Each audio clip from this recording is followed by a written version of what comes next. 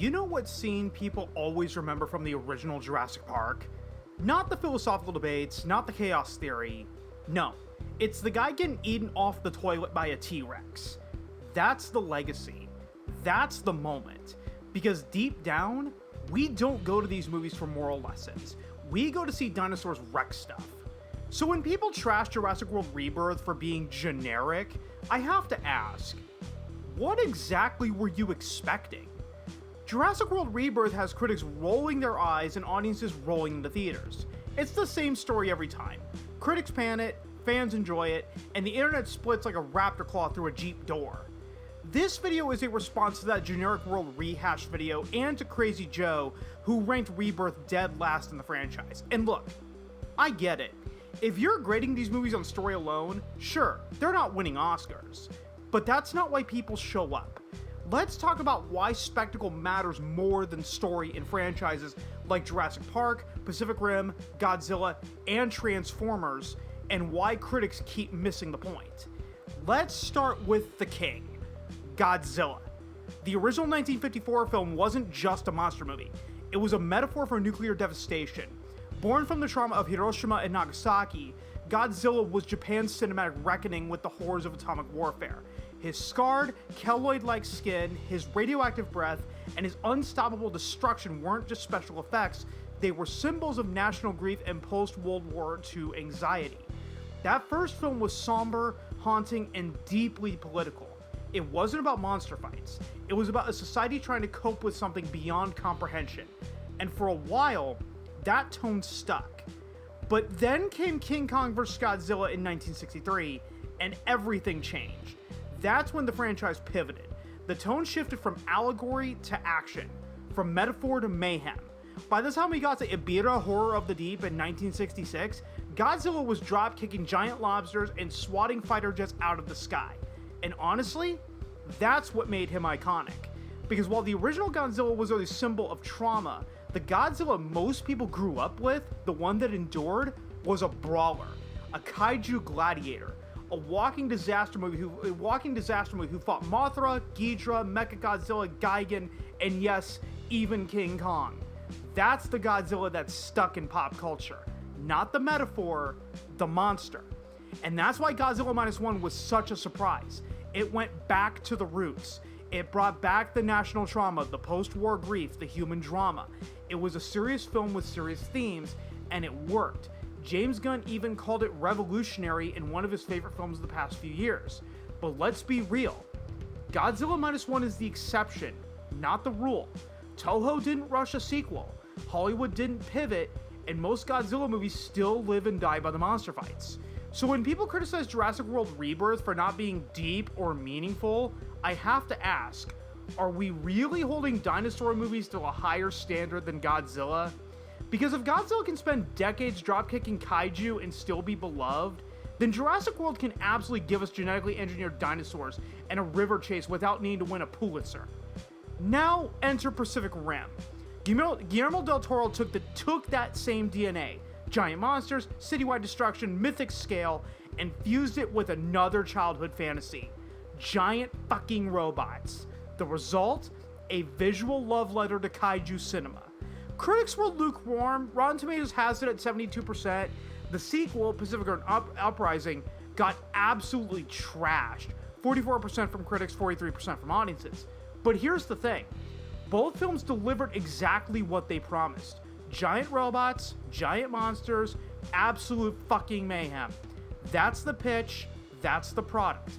One of the few critics who actually got it was Matt Zoller Seats, writing for Roger Ebert's site. He said, quote, "If I were 9 years old, I would see the Monster vs. Robot Adventure Pacific Rim 50 times, end quote.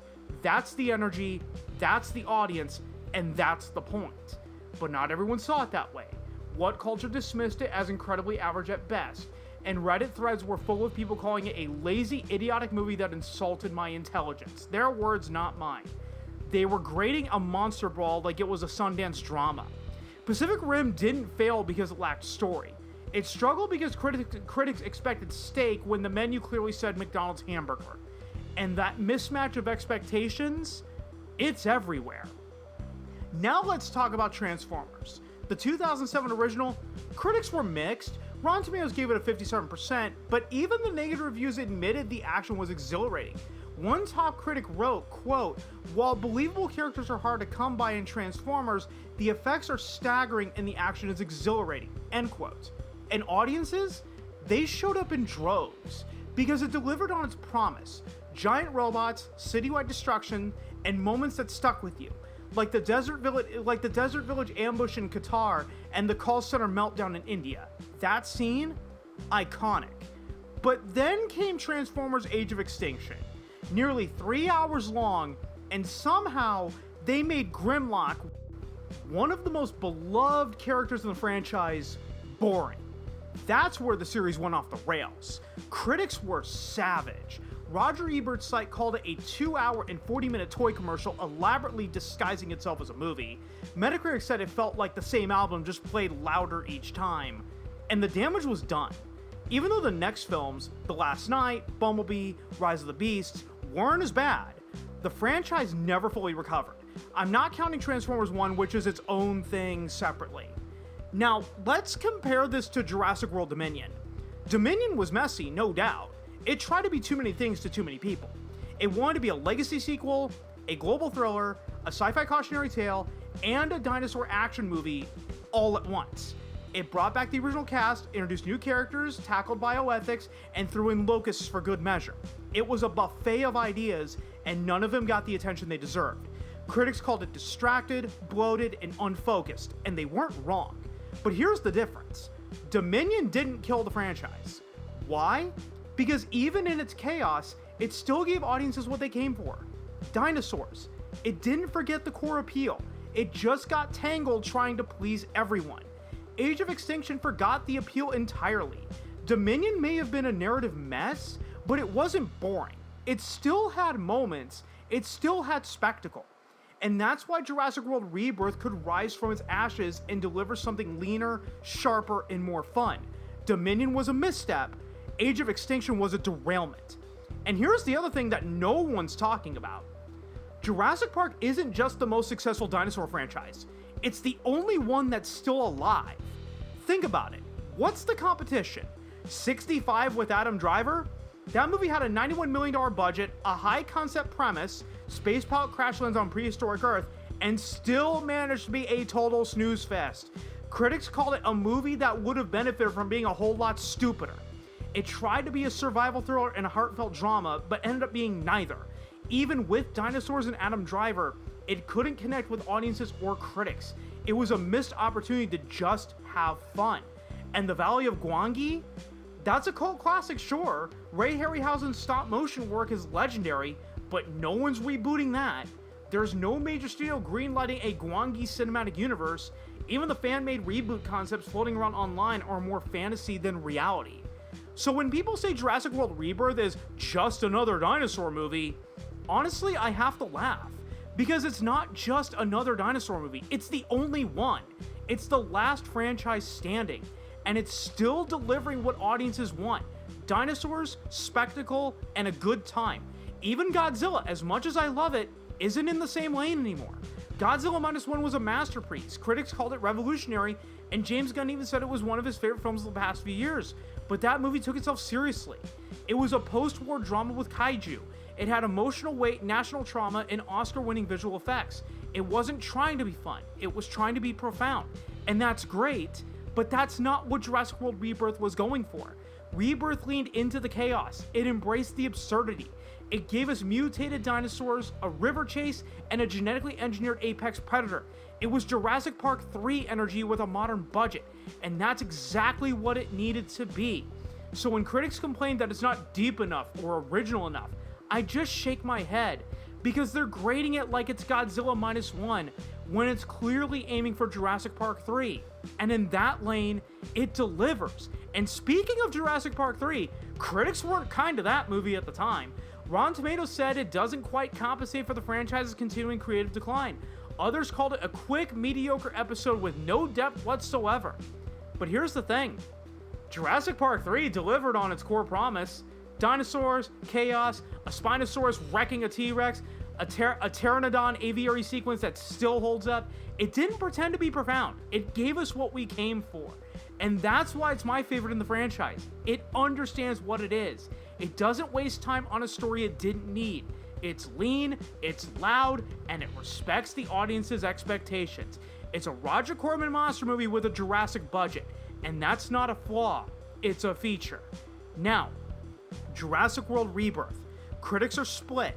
Some praised it, Yahoo called it tension-filled, awe-inducing, and fun, Rotten Tomatoes said it restores some of the franchise's most reliable DNA, but others weren't impressed. USA Today said it was saddled with generic characters and a rickety plot. Cinema Blend called it a blunt instrument that beats us over the head. And yet, audiences gave it a 73% score. It made over $322 million globally in its opening weekend, because it delivered what people came for. Dinosaurs, spectacle, and a few unforgettable set pieces, like the raft sequence with the Mosasaurus. Critics were looking for nuance, audiences were looking for thrills, and only one of those groups got what they came for. Let's be clear, story matters, but in these movies, story is the scaffolding, not the sculpture. It's there to justify the chaos, to get us from one set piece to the next. If it's good, great. If not, who cares, as long as the moments land. Critics who focus solely on narrative depth in these films are missing the point. They're grading a fireworks show on its dialogue. So here's my take. Jurassic World Rebirth isn't a failure of storytelling. It's a success of understanding its audience. It's not about plot, it's about moments. Like the toilet scene, like the Spinosaurus fight, like a Jaeger dragging a cargo ship through a city, like Grimlock charging in a battle. Well, at least in theory on that last one. These movies endure because they deliver spectacle. They give us something to remember, something to talk about, something to rewatch. They're not trying to be high art. They're trying to be high impact. And when they hit hard. So now, I want to hear from you. What's the one moment from any Jurassic Park, Jurassic World, Godzilla, Pacific Rim, or Transformers movie that made you sit up in your seat and go, this is why I bought a ticket? Was it a roar, a transformation, a perfectly timed explosion? Drop it in the comments and let's build a highlight reel of chaos, one memory at a time. Because at the end of the day, these movies aren't about flawless scripts or Oscar-worthy dialogue. They're about the feeling, the adrenaline, the awe. And if a movie can give you that, even just once, it's done its job. Until next time, keep your expectations honest. Don't walk into a McDonald's and expect a steakhouse quality burger for the price of a regular McDonald's hamburger. And don't forget, sometimes the dumbest moments are the ones that we remember forever.